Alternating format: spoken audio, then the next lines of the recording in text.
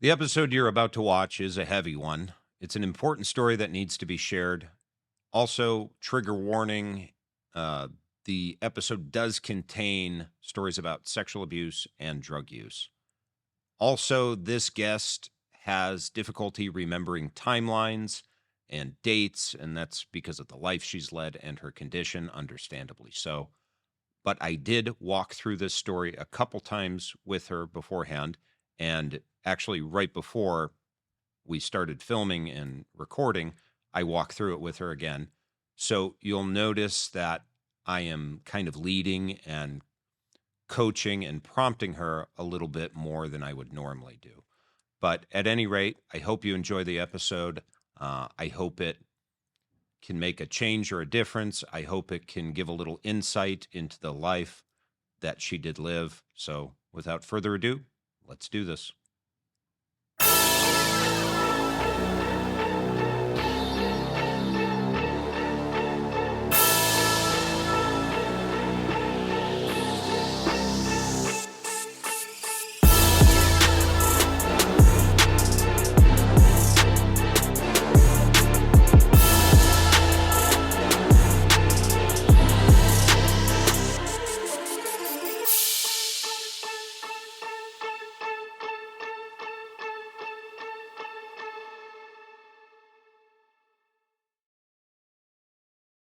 Okay, thank you for tuning in to the Redacted podcast. My name is Matt. Back behind the scenes, sworn to secrecy, for our anonymous guest, we have Pamela.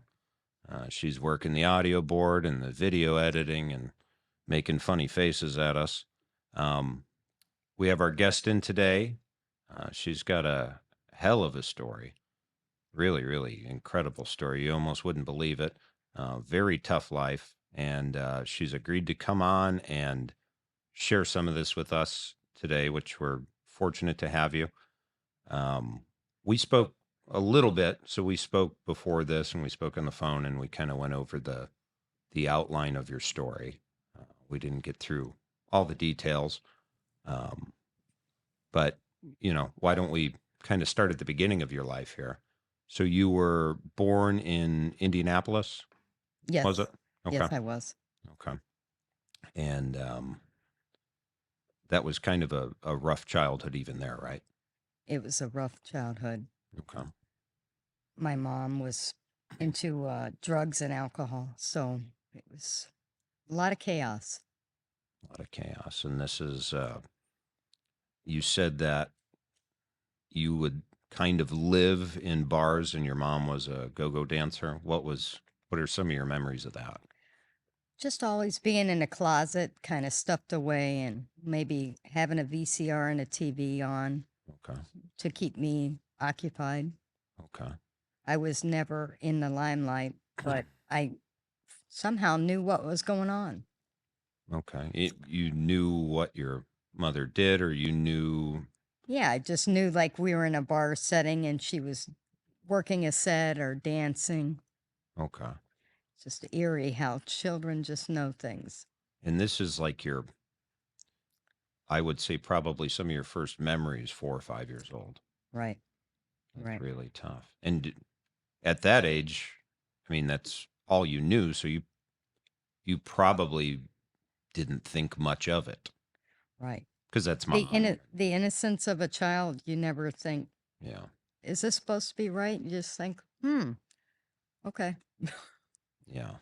It's really messed up. And then, so she was living in bars. She was a go-go dancer, addicted to drugs. What kind of drugs was she doing at that time? Or I would do you say know? crack and a lot of drinking of beer, like cases and cases. So alcohol and crack. And this is probably mid to early 80s Right. we're talking And about. she would pass out and, you know, or take off for days and weeks at a time. And leaving you where? Just wherever? Wherever I was at, whether it be a motel, a room, a closet. And you were just kind of left to fend for yourself. My dad once told me that when I was a week old, she left me with people and forgot who they were and they moved out of state. Jesus. And they just, you just got left behind. Well, they took me with them to Kentucky, and then Oh, somehow my Jesus. dad said, "Where is she at?" Yeah, that's not It's like, right. "I forgot where I put her." And then he, went neighbor to door, and, oh, they moved out of state with her. Yeah. Yeah. Jeez. So your memories of this, um, and do you remember some of that? Not the out of state, I was a week old, but, Oh, so all the that's really young. drinking and, like, watching people she'd invite over. They'd be drinking ketchup thinking it was beer. Ever get so drunk that they're Oh, jeez. just drinking whatever's there. Jeez. Yeah. And you shared with me when we spoke earlier about this that you were kind of left. You remember like eating grass, Right. Right. I remember there never was anything in the cupboard. and you were just kind of putting whatever you could in your stomach. Right. I remember dumping out a box of cereal and nothing but bugs coming out. Jeez. Yeah. Cockroaches or something. Right. Cockroaches. Yeah. Jeez. It was one of my favorite cereals back then, Lucky Charms. And I was like, oh, Oh yeah, there's that's a good something. one. And oh no. Uh, Yeah. So that's really horrible. it is. And then going through that kind of stuff, and then this is well still in Indy. So you're 5, 6, 7. You're still in Indy, and then Lots of fighting. Like dad and mom would be fighting a lot. The cops would come. yeah, Mom's arm got broken by the cops, all in front of me. jeez. Yeah. And then dad said, I can't take her. You're going to have to take her with you. I got to go to work. Okay, so So the cops, he's working. Mom's like, so they were fighting, and then the cops had to take me. And so mom went to jail, and I went to wherever. I don't wherever remember. mom went. I don't remember because I remember them fighting, and I remember her going to jail, and dad saying, she can't stay here. I have to work. And the cop says, it's your fucking daughter. Jeez, Yeah.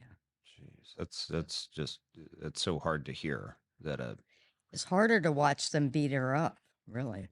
really. I remember that. And despite everything, I mean, she's still your mother. You don't. I Once don't hold again, no ill will. yeah. No. And then during this time, you said your mom would be around different men or with different men, and some of them would Molest molest you. me. Yes. She would pass out, and they would be like, my toy is, indisposed, and here's something else. So Do you remember this quite often, or was it just a few I occasions? remember quite a few occasions, but one initially pretty extensively where I woke up and the guy had my panties down, a young child just wearing a t-shirt and panties, and he was going down on me. Jesus. And to be honest, I've never really enjoyed that since because of that. It's like a Understandably, post-traumatic stress thing. completely understandably. And I mean, that's horrifying that you could be 5, 6, 7 years old, and I mean, having to endure this. And I mean, I have kids that age or Right. older than that, and I can't even.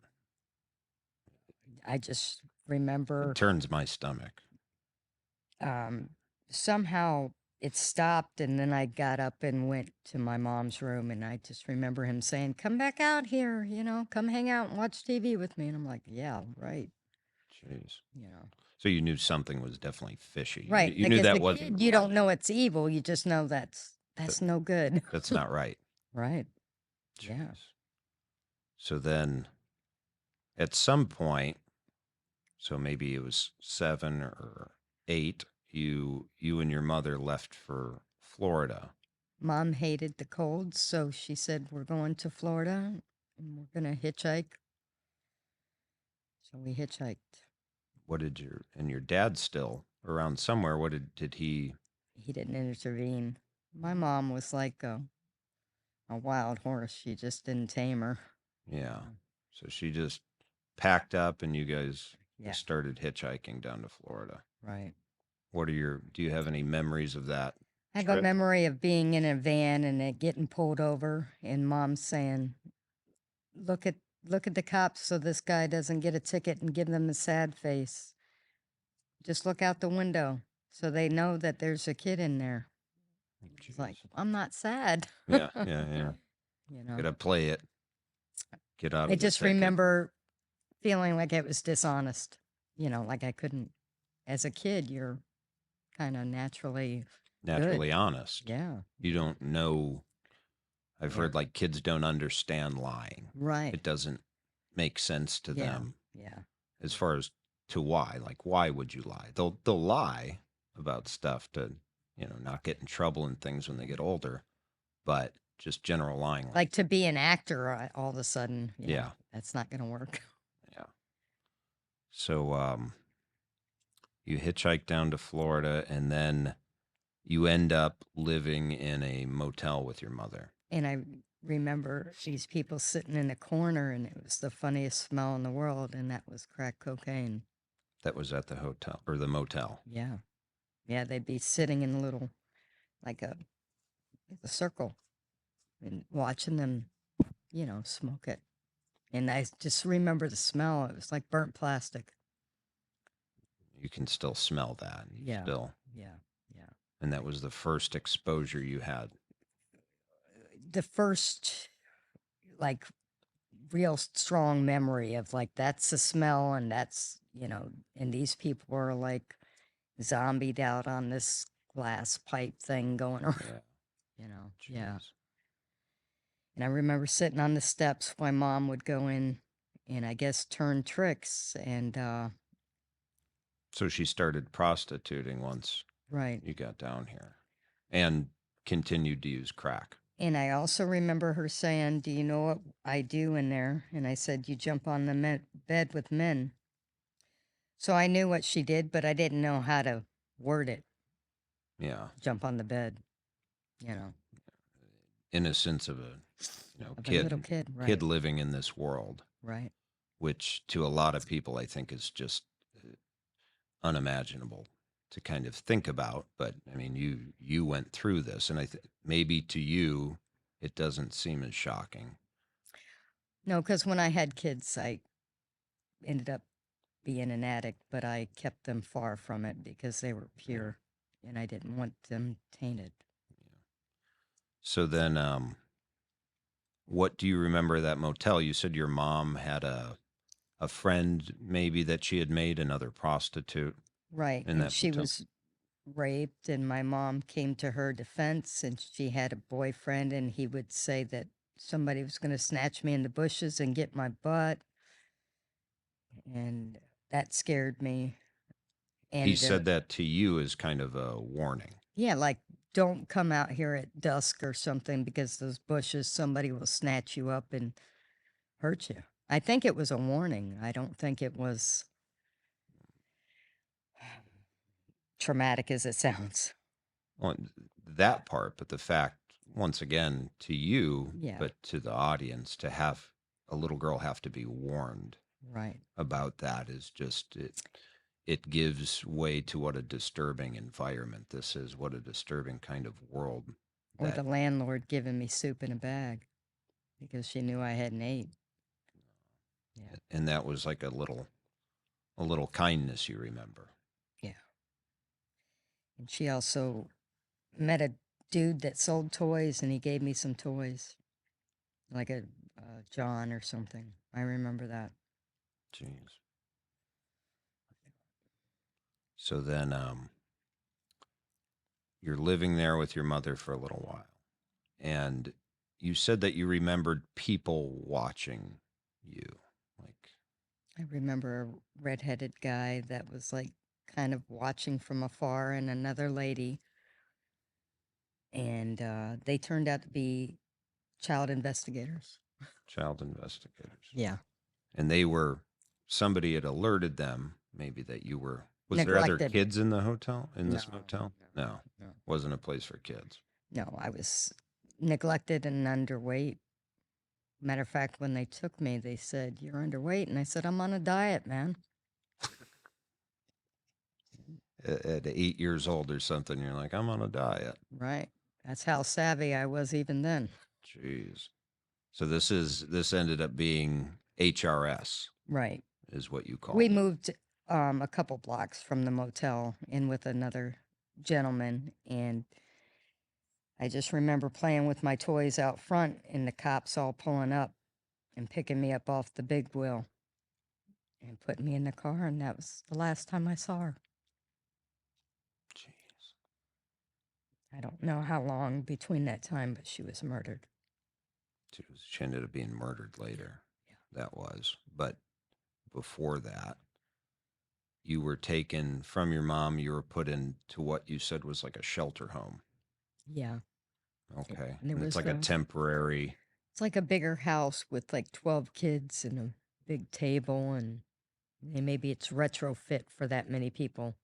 Okay. It's just vague memories, but a little kid knocked my tooth out accidentally, and just remember the caseworker holding all the blood. The caseworker had showed up to Yeah, yeah, she was there with me trying to integrate you. transition me, and Yeah. yeah, You got your tooth knocked out right away. it was hanging by the thread, and you know, uh, we salvaged it, but it was very traumatic and a lot of blood. And was this the caseworker you said you that worked with you for a long time, or that I still know her. you still know her? Yeah. And you had a pretty good relationship. She We had seemed a to. wonderful relationship. She took me to Busch Gardens, and she ended up quitting HRS because children were getting raped in foster homes. Jeez. And she couldn't save them, so she was like, I'm taking them from the fire to the Yeah. frying pan. Yeah. That's got to be really tough. That's got to be a tough job to have. Yeah, she had I think she became a whistleblower for them. Really? Yeah. But she was kind of a bright spot Yes. in your life. Yes. Okay. Yes. So then you went from the shelter home, and then you found or went to what would become your permanent foster home, so to speak. Right. And this was a family or a husband, wife? A husband and a wife Okay. that could not, it seemed like they had a problem having kids, and they just wanted children, when they wanted a complete family. Okay. They were very good people and taught me a lot of etiquette and stuff that I had never been around. So they cared about you a lot. Yeah. And were you the only kid there at first, or was I there? was the only kid, and then there was a couple others, and one other was pretty bad, and she went back to the bad situation. I guess her cousin was screwing her. Was it what? Screwing her. Oh, geez. And like the family knew about it or something, so. And it broke the family's heart when that girl went back to her family. Yeah. And then they had another one that I think they still know him too, but he went back to his family, but it wasn't such a extreme situation. Okay. So then you're there for a little while, and then this is the point when you find out that your mother was killed or murdered. Yes. When you're living with this permanent family. I had a therapist that come every week, and we would, talk about the week, the traumas, the anything. And she showed up on a Sunday, which was out of character, and she showed up with the stuffed animal. So she said, I have something to tell you. It's okay. And I want you to sit down on the couch. And she hands me the stuffed animal. And she says, your mom has been hurt real bad. And I said, she's dead, isn't she? You already knew it. She led a bad life. Yeah. Even as a kid, I knew that it was bad. So I just started hugging this stuffed animal, and she said, I brought it to you so you could tear it apart. And I said, I just want to hold it. Just wanted to hold it.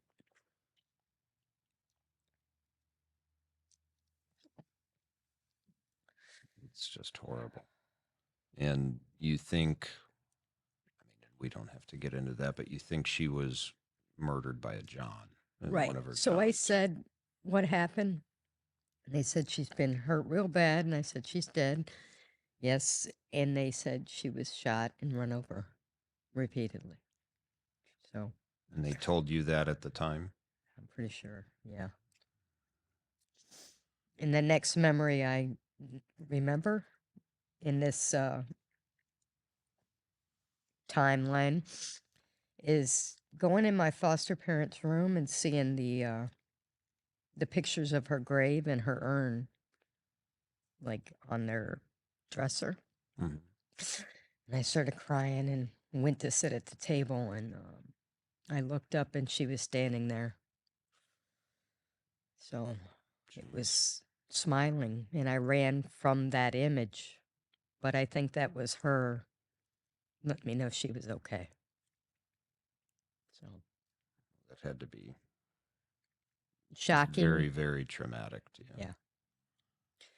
And then after that, at some point, you went back to Indianapolis to be with your aunt, and this was your father's Father's sister? sister. Okay. Right.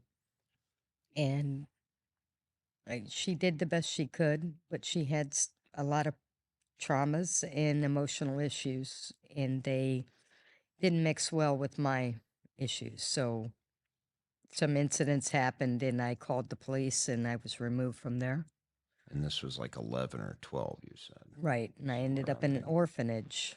In the inner cities, they have orphanages, and it was 12 or 13 black children about the same age, Mhm. women or girls. And initially, they liked me, and then they didn't. And then they beat me up and threw me down the stairs. Jeez. And how long were you in the orphanage? Maybe a month. And then I was back down to Florida. With your permanent foster family? Right. Okay. The good ones? Or Yes. Yes. The original ones. okay. And then they started the adoption process shortly after. And I remember when my name started changing, the last name, I started really rebelling because I didn't think that they would really accept me. Yeah. And you probably didn't like the name change. Or did that stick I out think it was like a to you as something? self-sabotage, you know? So, like, if you're, Yeah. these people can't really love me, I'm not their blood, Yeah. you know? So they're in. And they might have been semi-pregnant or something. So then that Okay. might have triggered thinking that once they have their real kid, they're not going to want the fake kid. So your foster mom might have been pregnant at this point. Yeah. Did she end up being pregnant? Yeah. They ended up having their own children. Thank God. Okay. Because I didn't really accept the love that was given. I didn't know how to. And that was something that kind of struck me when we were talking about this. They were showing you care, like you were well cared for, well fed, Right. looked after. You had, a stable mother and father figure. And they were showing you what love was, but you, because of what you'd gone through and the trauma, I it didn't seemed trust like, it. I didn't trust it. It was like an act. Maybe it's an act. yeah. And then I have some problems with math. So 3 hours of long division, and I hit my foster dad with a chair. Jeez. He's just like trying to make you do your homework or something. He just said, "I know you know how to do it." And I said, "No, I fucking don't." Yeah. Jeez. Then I went to the hospital for a month Just lashing out. And you ended up in a Baker Act for a little while. the baker. It's like a Baker? mental institution for Okay. somebody who might need some medication adjustment or arrest. Okay. So, this lashing out behavior, you said that you'd started running away a Started lot. smoking pot and And this started is like 12 to 14. cigarettes and went to a mental institution after multiple times of not being able to adhere to the program, whether it be school or, not running away. Not running.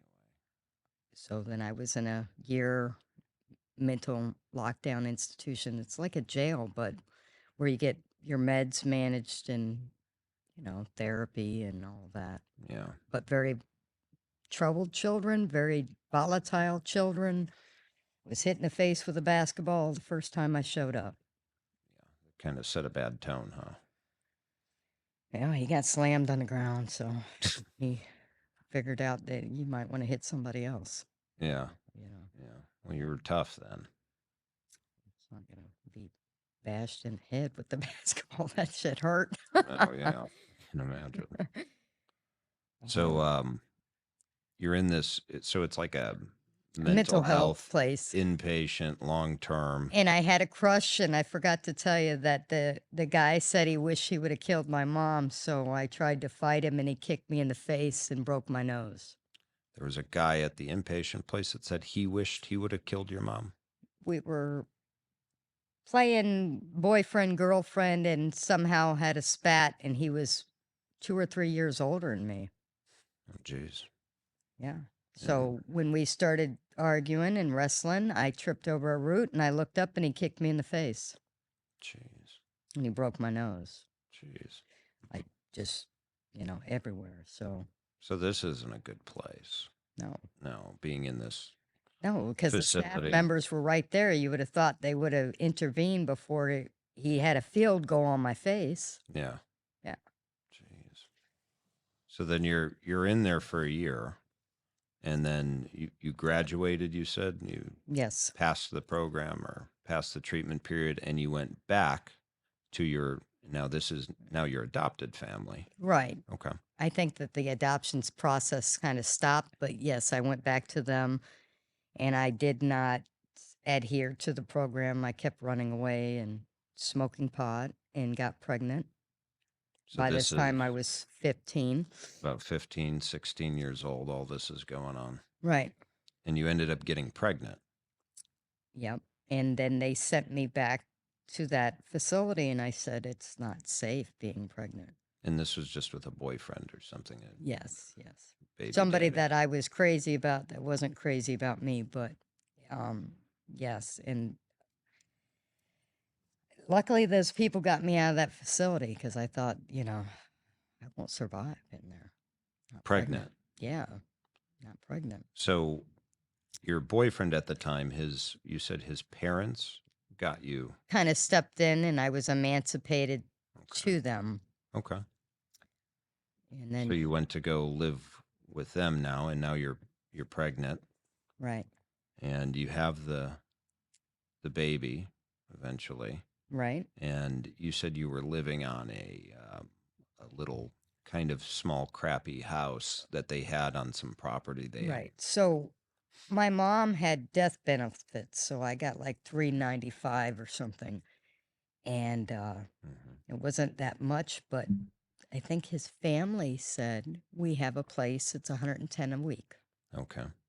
Okay. And I said, well, we don't have any income other than this check, and I will give it to you. We moved in there, and I wasn't there 7 days before the house caught on fire and it killed my daughter.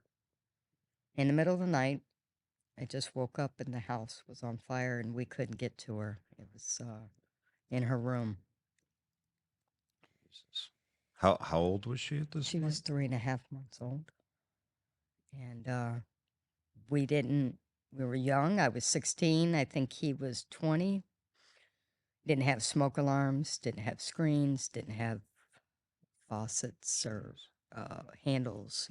It's just a place that probably was uninhabitable, but Yeah. it was a place to live. It's probably all wood. Wood, yes. Big, like big, but it burned up in 5 minutes. So you got out of the house I while the woke fire up. was I going woke up on? and I was like, the house is on fire. We must save the baby. We Okay. must crawl on the ground because I could tell by how the smoke was burning me that Right. it was intense. And it just flames everywhere. And people say, oh, I would have done this. You can't walk through fire, man. Never. Yeah. Ain't nobody can walk through fire. Not 8-foot tall fire. Yeah. It doesn't work. So Like- you can say what you would have done, but the reality is your body will not walk through it. So we didn't save her. and his hair caught on fire, and it was Your chaos. boyfriend's Yep. hair caught on fire Yeah. while trying to get out or while trying to go back Trying to in? crawl towards her room, and the backdraft shot out of that room. You know, like the Jeez. backdraft on the movies. Yeah. It really happens. Yeah. Yeah. Well, So and I've never experienced a yeah, house fire, it's horrible. luckily, and It's I don't think a lot horrible. of people have, and it's probably like you said, one Thank of God for those smoke things. alarms, but we didn't have any. Exactly. But If we it's would have had some, we'd have been all right. hmm But I think God thought my baby was too precious to be in that chaos and turmoil. okay. And that's the consolation I get, that she achieved whatever she needed in a short time. Jeez. She was a baby of sunshine, always happy. In the midst of that, some other family members came to my aid, and they drug her around because This is she, while the fire was still going on. correct. So the fire's still going on, and And victims advocates said, "Can I call somebody for you?" And I said, "Yeah, you can call my stepmom or such and such." you had a She, previous foster mom, you said, or this is another one that, but not that same family. okay. So they called her, and she came, and she let everybody know what she thought of them and their dwellings that were uninhabitable to be rented. So she was sticking up for you a little bit, or trying Yeah. to, Yes. probably angry at the Accountability. situation. Correct. And they started dragging her around by her 4 foot of hair or whatever. Jeez. And I said, "Isn't it bad enough the baby's dead? Can't we just be cool?" And they said, "Oh, and yeah, what if you had something to do with it?" And I said, "I don't even know what to say to that." I was just in shock. I mean, they could have done a roundhouse on my face and I wouldn't have flinched because I'm shocked at that accusation. Well, and something horrible just happened, and they're trying Yeah. to scapegoat. Yeah. I mean, and it And then it was seems, just a bunch of chaos and fighting, yeah. and cars and buildings catching on fire and trees 50 feet in the air. Yeah. It was very horrible. It's like a very chaotic scene. Right. Like, So, say if there's 30 people all with a big old fire, man. no. And some of them had been drinking, so they were all drunk. Oh, geez. So, Sounds like a hell of a scene. yep, it was. And it probably didn't even give you time to process what had just happened, No because process. you're right out of getting out of the fire, finding out you can't get the baby out, and then this whole And the flames are still going. scene unfolds with people fighting and jeez. And I was trying to get everybody to be at peace, but yeah, it just went bad. So the after effects of this and living with this was really traumatic Yeah. for you, and that's when another bad path kind of started with you. You'd said, after that, and that's when I guess you had a friend that had introduced you to crack at that point, which was the same thing. A friend that had gotten I think it was a settlement, and, he said, "Well, let's just get a whole bunch of stuff." And I'm like, "Well, I'd rather go spend the money at the mall, but I'm down for whatever because I So, have no support system, no life." I think the boyfriend broke up with me, told me how the cat was killed by his sister. The cat was a scapegoat for the fire, unfortunately. well, you were, so just to go back to that, so that makes sense. Yeah. It was a candle, a citronella candle that had ended up starting the fire that, We think. We okay. never really came to all that. We know that they said there was a box fan in the crib because this place had no air condition, no fans, no windows, no screens, no nothing. Well, there's windows, but no screens. Yeah, so you couldn't get the The mosquitoes, airflow, yeah. and an older adult put the citronella candle in there, and I thought it's probably not a good idea, but she's like 15 years older than me, so I'm going to trust an adult's judgment.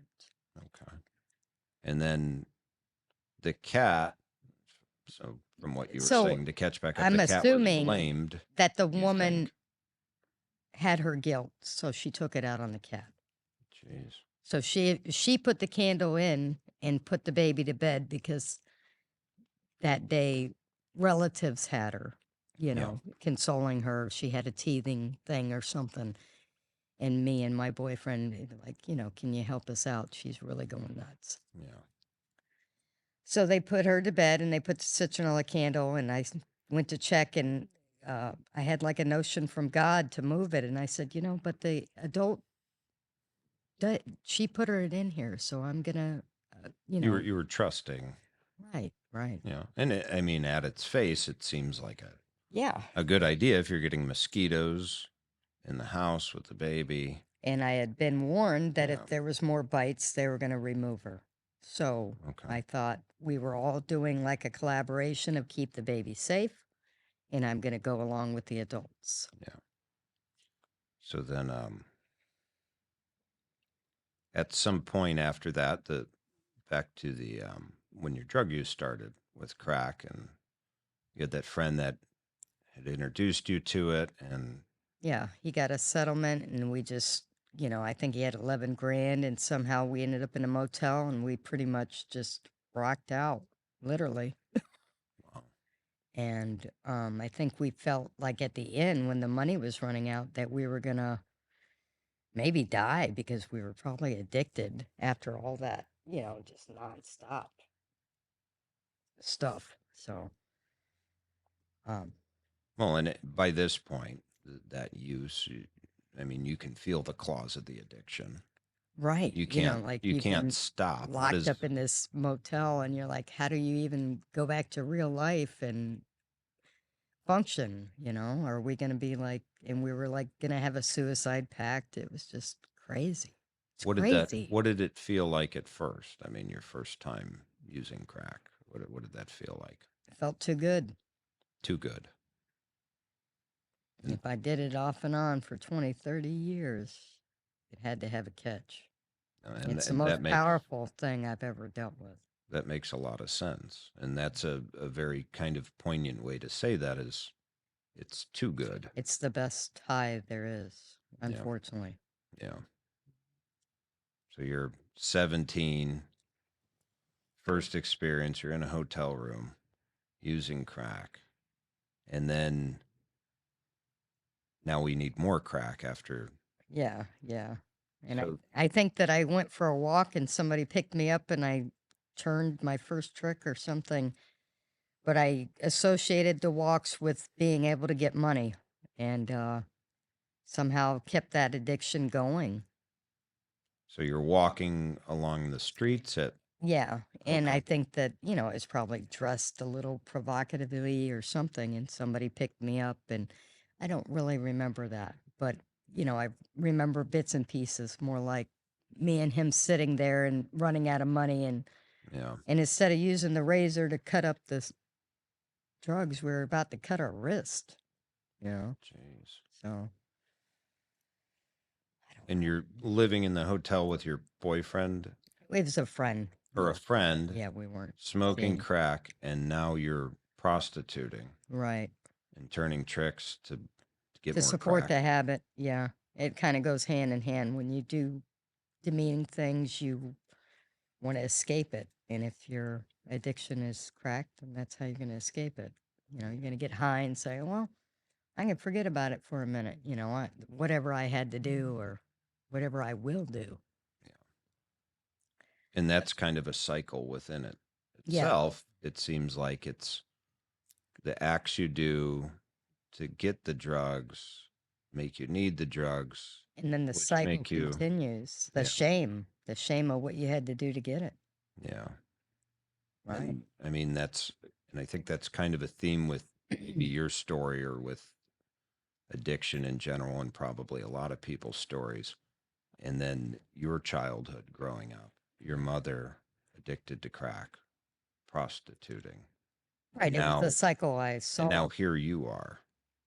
But that was all I saw. If That's she'd have all you been saw. baking cookies, I might have started baking cookies, but we weren't Exactly. baking cookies. We were baking crack, you know? Yeah.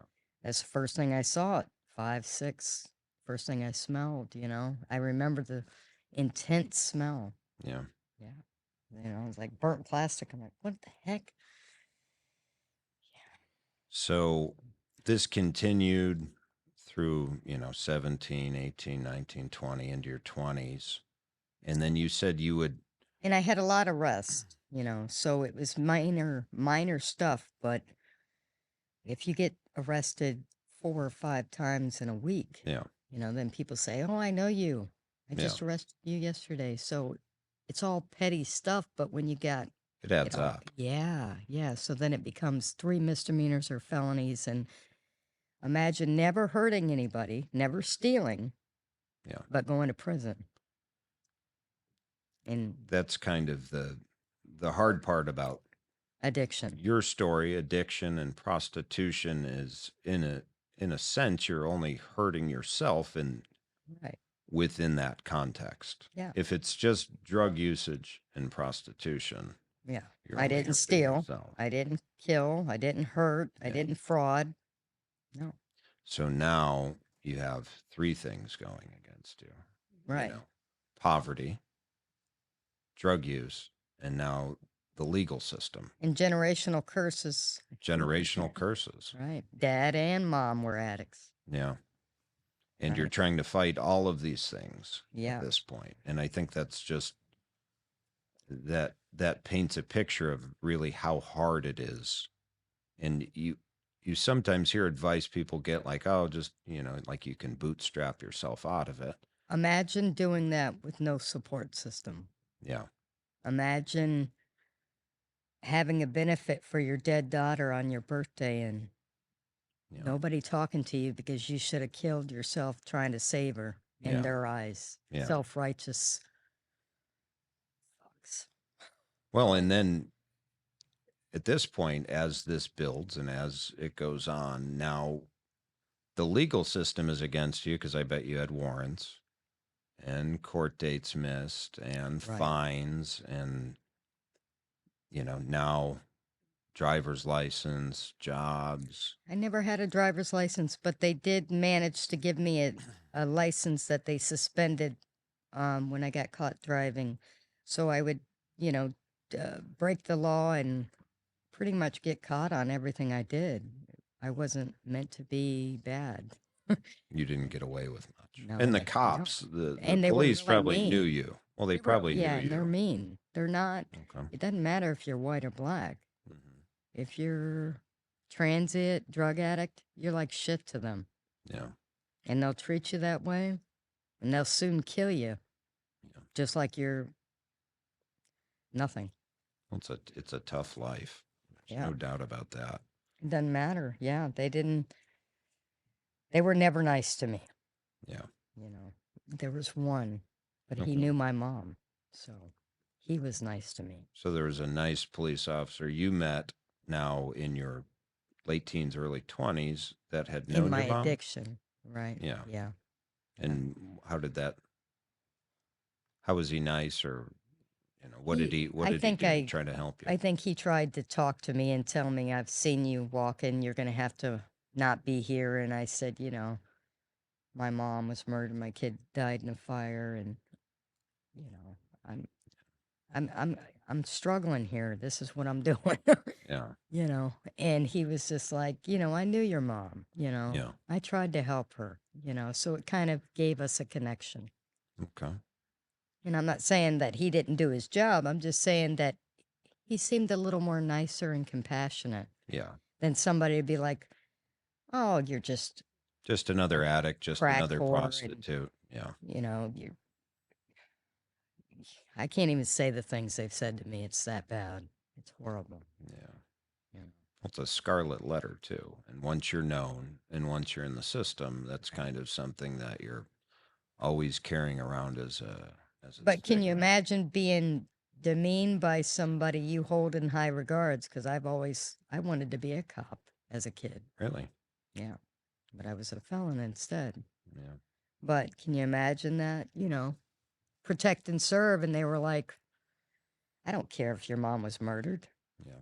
Fuck off," So in that that kind of height of your addiction, prostitution, poverty, what do you think someone could have done to help you or bring you out of it?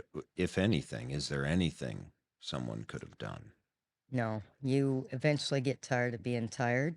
And then if you meet somebody and you open to your heart, you might be able to move forward, like showing you love will help you love yourself.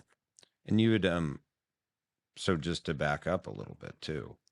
So you went through this through your 20s and into your 30s, maybe yeah, into at least your late 20s, and you had 4 children in this Yes. time, Yes. and you had periods of sobriety. Periods of sobriety, Okay. basically with the children. Yes. Okay. 4 children, and all of them um, tested negative for drugs and alcohol. When they were born. Yes. Okay. Yes. So then after you had twins, so your Yes. two youngest are twins. Yes. And so this is around 2006. So now there's 4 kids. You have 4 kids and you have was it a husband or a Yes. A boyfriend? husband. Okay. We were pressured into getting married by our church, so we did get married. Okay. And we stayed married till 2012, even though it wasn't a conventional marriage because I was in and out of relapsing. You're in and out of relapsing on drugs and prostituting. Right. Right. And you'd said you're not sure biologically who the father. Uh, like we didn't get a paternity test on the first one. I found out I was pregnant. I Sure. assumed it was his. He assumed responsibility, and Okay. we went. You went with that. We went with that. Yeah. Okay. So then 2006, you said you went on a bit of a binge after you had the twins. No, I waited till the twins were walking around. And Okay. then I went on a binge. But I had a very frustrating husband. He'd make a preacher slap him is the only way to, Okay. you know, Okay. just asinine, get a job 200 miles away and say, I don't have the gas to get there. Yeah. I mean, who does that stuff? Yeah. So I went on a binge and probably had more arrest, because in 2009 I went to prison. Okay. So So by the binge, you mean back to using hard, yeah, prostituting. and I wasn't gone a week. I would be gone 6 months or a year, and yeah, it wasn't. It was And horrible. your husband is with the kids at this point. Pretty much, yeah. Okay. He still is right now, but like I said, if you met him, yeah, you kind of got to go wait for him to die to be able to take over. Yeah. He's like the planet of stubborn, man. Yeah. You can't do anything with him. Are you thankful that he stayed with the kids and kind of held I'm to thankful. whatever I'm extent the thankful stability? that he has honored his responsibility, but I think that he could have done better. But because I didn't do it, I can't knock what he did. Exactly. And I have, even though all these problems, I have a lot of honor and integrity and morals that don't waver, whether crack or not. Yeah. I didn't steal. I didn't do none of that shit. Yeah. You know. Well, and he's got the 4 kids and he's watching you come in and out or Yeah, disappear he for months at a he's time. been doing the job, and I didn't do the job. But if he would have got out of there, I would have took over. And probably not relapsed as much because the guy's drives you to nuts. Or almost maybe in a way, I don't know if it's true or not, but because he could be there, it gave you the out to Right. maybe not The escape. have to. Right. Right. Whereas if you had no choice, It might have broke my mentality a little bit because it's pretty hard to take care of that many kids Oh, yeah. back to back like that. But we did pretty good, Okay. all of them all in diapers and, but I'm not going to pretend like he didn't help me want to escape because he's got some issues. He's still got them, Yeah. you know. No, And I'm not absolutely. doing it out of bias. I'm Oh, saying, yeah. Sure. generally. Sure. So then, in 2012, you said that, I mean, still using crack, and you were in a crack house. And I Um, and I met somebody else.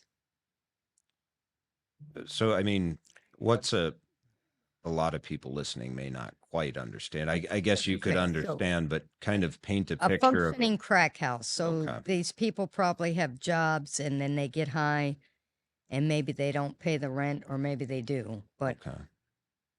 everybody gets high in there. So it's not like it's a trap house, but it's like, the person who rents it probably has a job mowing grass or something and um everybody gets high.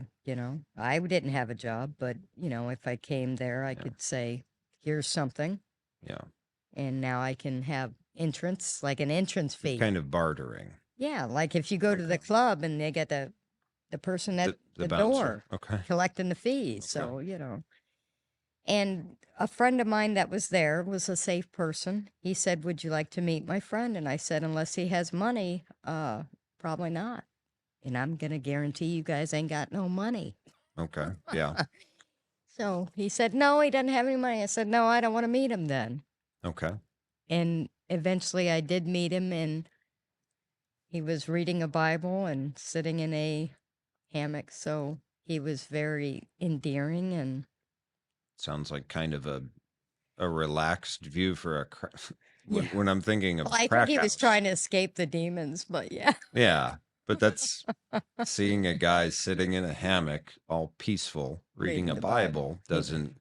It's He not the picture that comes to. because we're just people too, no matter Oh, what, absolutely, you know. And absolutely.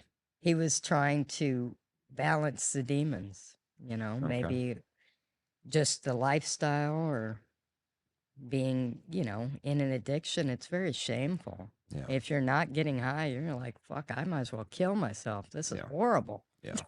you know, Oh, I've left my family. I've, sat on the sidewalk, no shoes on. I mean, looking like an idiot.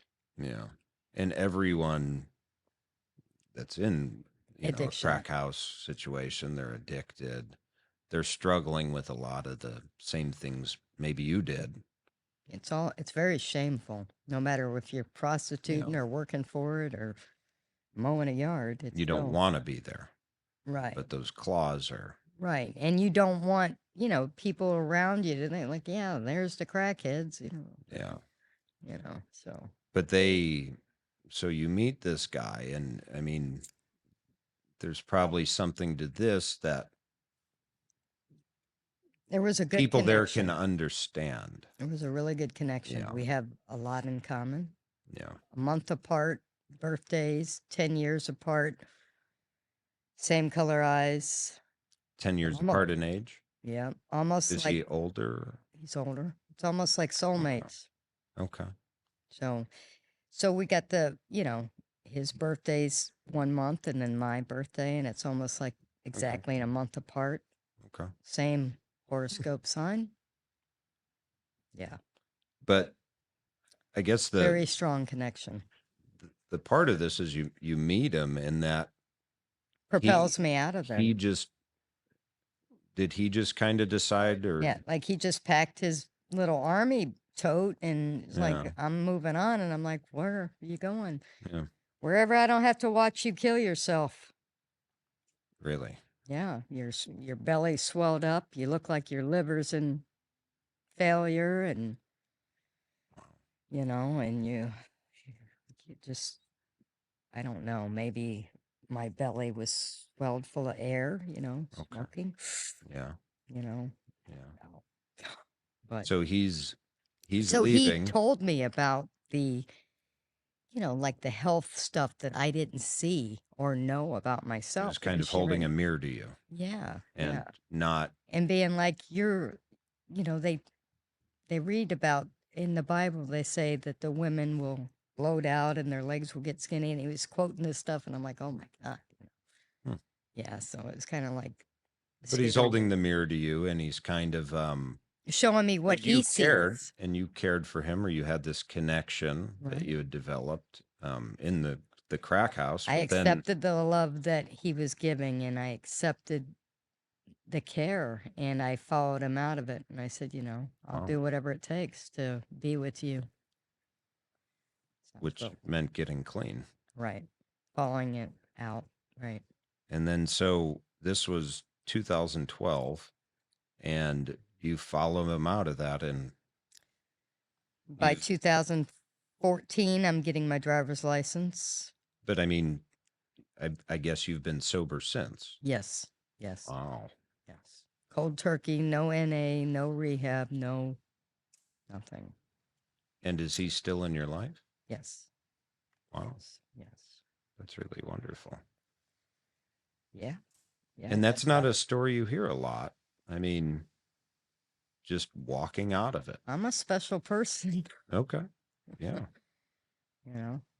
So you'd mentioned accepting the love, which is kind of a bit of a theme from what you talked about earlier with your adopted or foster family of not being able I'm to gonna accept the say love. it goes back to psychoanalyzing. Maybe mom Okay. couldn't accept her parents' love, and somehow knew that, but I saw her accept men's love, so maybe that was the cycle. Just Okay. I guess speculation. Yeah. That's what I do. I psychoanalyze my life all the time. You're reflective. Yeah. And I mean, are you more so now reflective with what are we, 11 years in sobriety? Yeah. Yeah. Wow. And And I've had people offer me, like I'll go to the store, and I still live in the area where I used to get high, and people will like, "Oh, would you like to, you know?" No, I'm good. You know, absolutely not. no, Stay away from it. no. That's really incredible. So, I guess in your reflection now, because addiction, I mean, it's It's really devastating our country, especially right. with Well, opioids and all these different I don't have new the ways. history with the other stuff, but Yeah, the crack is very brain. It's yeah, in your brain. So, like, if you go to sleep, you can dream about it, and it sneaks in, and it's like you're right there again. yeah, Even no matter how many years, I think it's yeah. very powerful. I wouldn't, I wouldn't suggest anybody to try it ever. No, It's the most, eh, it'll make people do things that they never thought they would do. mhm, Like so clean, sober girl mhm, versus addicted girl. yeah. Way different. Way different people, way different attitudes, way different temperament, all of it. So, if you look back at your addiction days now, what is what I guess is the most kind of shameful thing, or is there something that sticks out in your mind as just it's a recurring thought that really paints the picture of your kind of worst moment during that time? Just a shame of being a object and prostitute for 20 years. It was shameful, when I would walk down the street, I would put my head down. Of course, there was times that I would be like a show off or something, but most of the time you're ashamed, I mean, who wants to be for sale, Yeah, exactly. you know? Yeah. And who wants to take the chance of getting in a car with people who prey on those? Like I would get in cars, and sometimes I would just know this isn't going to go well Yeah. just by the look, to look at the people. but you're kind of stuck. I'm just saying, like, you can look at the people and tell if they are going to hurt you. Hmm. And I always had a premonition, but it didn't save me. Didn't get you out of it. Every time it was like, this is a cop, Okay. you know, every time, or this is somebody. I don't know how. Most of the time they don't give eye contact. That's how you know, Okay. so they don't want Just to things you pick humanize up, you things you in a pick way. up over time. Yeah. Yeah. So, That's what I marvel over, though, is the times that I knew I was in danger or being set up. mm-hmm. And And you like, didn't get out of it. but just the idea that I knew Yeah. exactly almost what was going to happen. Yeah. So, So through all of this, if you had somebody who's a teenage girl, maybe living in a situation like you were in when you were a teenager before your cycle of addiction started, what advice could you give to somebody that's in that now? What lesson could they um, learn from maybe? something that you can't really learn, but somehow have to get is self love. And that will stop all the sabotaging, all the drug use, all the shameful activities because, you know, and that's what I try to instill in my children because they have some problems as well. Yeah. Nobody's going to love you like your mom or dad, but Yeah. you got to get that self-love. I can't give it to you, Yeah. self-acceptance, self-love. This is who I am. And And maybe if you would have had some more of that, then that would have helped you. right. Eh, And I think that being codependent for so many years, Yeah. just once you start making accomplishments, it gives you confidence. Yeah. Okay, so like when I got the driver's license, when I started helping animals, Little victories, right, and then little steps. when I got the GED, it took like 2 years just to pass math. I mean, and I was like, hey, I'd have never thought I could do that, but Yeah. I can. I can do that, and Yeah. I can do it by myself, Yeah. even if I don't have a partner or a family or a support system. Yeah.